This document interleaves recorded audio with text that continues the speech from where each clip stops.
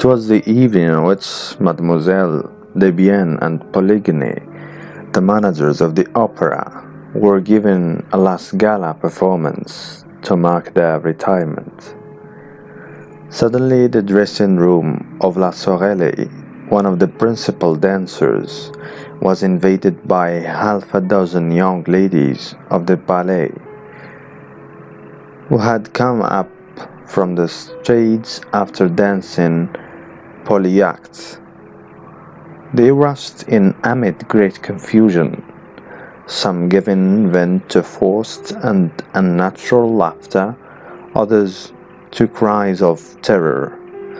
Sorelli, who wished to be alone for a moment, to run through the speech which she was to make to the resigning managers, looked around angrily at the mad and tumultuous crowd.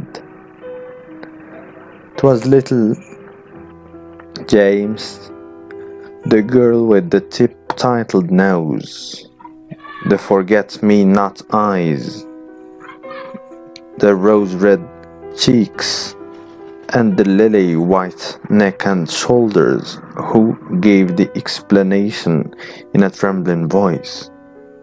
"It's the ghost!" And she locked the door. Sorelli's dressing room was fitted up with official, commonplace elegance. A pier glass, a dressing table, and a cupboard or two provided the necessary furniture. On the walls hung a few engravings, relics of the mother who had known the glories of the old opera in the Rue Le Pelletier. Portrait of Vestri, Gardel, Dupont, Bigottini. But the room seemed a palace to the brats of the corps de ballet, who were lodged in common dressing rooms, where they spent their time singing, quarreling, smacking the dresses and hairdressers, and buying one another glasses of cassie, beer, or even rum, until the call-boy's bell rang. Sorelli was very suspicious.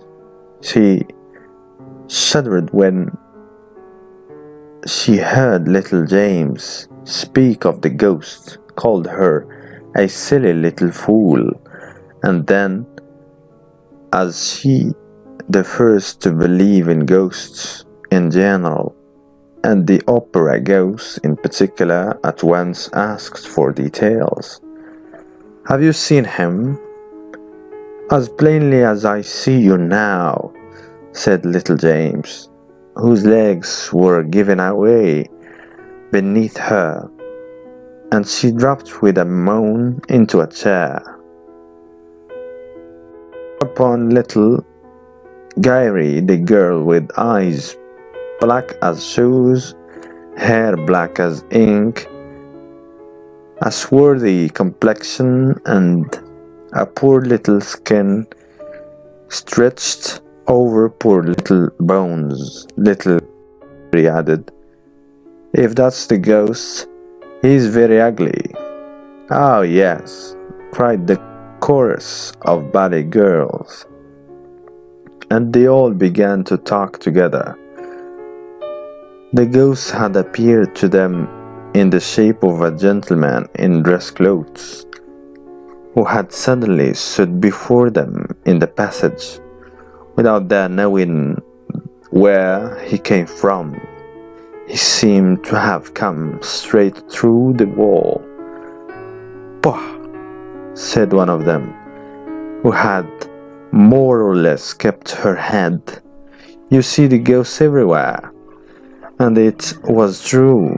For several months there had been nothing discussed at the opera but this ghost in clothes who stalked about the buildings from top to bottom, like a shadow who spoke to nobody, to whom nobody dared speak, and who vanished as soon as he was seen, no one knowing how or where, as became a real ghost.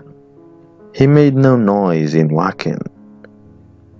People began by laughing and making fun of this spectre, dressed like a man of fashion or an undertaker.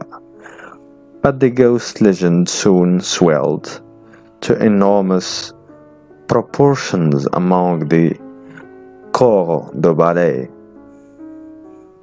All the girls pretended to have met this supernatural more or less often, and those who laughed the loudest were not the most at ease. When he did not show himself, he betrayed his presence or his passing by accident, comic or serious, for which the general superstition held him responsible. Had anyone met with a fall or suffered a practical joke at the hands of one of the other girls, or lost a powder puff, it was at once the fault of the ghost, of the opera ghost. After all, who had seen him? You meet so many men in dress clothes at the opera who are not ghosts. But dress suit had a peculiarity of its own. It covered the skeleton, at least. So the ballet girl said, and of course it had a death's head. Was all this serious? The truth is that the idea of the skeleton came from the description of the ghost given by Joseph Bouquet, the chief scene shifter who had really seen the ghost. He had run up against the ghost on the little staircase by the footlights which leads to the cellars. He had seen him for a second, for the ghost had fled, and to anyone who cared to listen to him, he said, "He is extraordinarily thin, and his dress coat hangs on a skeleton frame. His eyes are so deep that you can hardly see the fixed pupils. You just see two big black holes, as in a dead man's skull. His skin, which is stretched across his bones like a drumhead, is not white, but a nasty yellow. His nose is so little worth talking about that. You can't see its side face, and the absence of the nose is a horrible thing to look at. All the hair he has is 3 or 4 long dark locks on his forehead and his ears." This chief scene shifter was a serious, sober, steady man, very slow at imagining things. His words were received with interest and amazement, and soon there were other people to say that they too had met a man in dress clothes, with a death's head on his shoulders.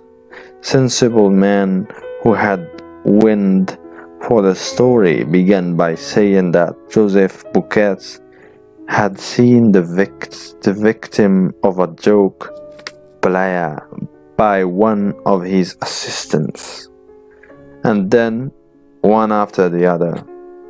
These came a series of incidents so curious and so inexplicable that the very shrewdest people began to feel uneasy.